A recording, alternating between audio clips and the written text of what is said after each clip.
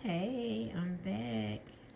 Alright, so I'm only gonna do one of these today because after I did those videos yesterday, somebody DM'd me for an order of bracelets. So I'm like, oh, thank you, Lord, for the blessings. We're gonna be sharing. So I'm just gonna do one today and then I'm gonna go pack this order. Alright, so God says I am treasured, and that is Deuteronomy 14:2. We are chosen, a royal priesthood, the grand prize. We are his treasure. We are loved, Jeremiah 31:3. And that's with the everlasting love. And we are also drawn in his love and kindness.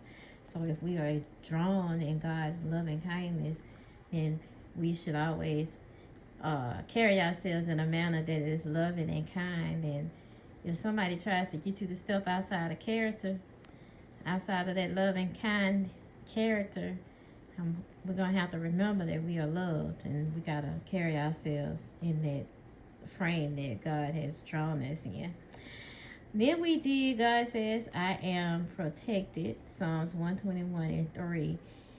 He will not suffer thy foot to be moved. He does not slumber.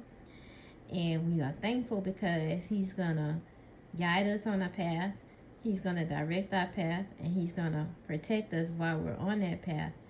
And just because we may be in a storm while traveling the path that God has for us, that doesn't mean that we're not on the right path. Because a storm doesn't mean that you're on the wrong road. It just means that we have to go through some things, and while we're going through, we will be protected.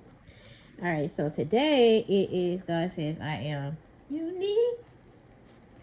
Unique. I keep saying it in my mind. All right, so this is Psalms 139:13. I am unique.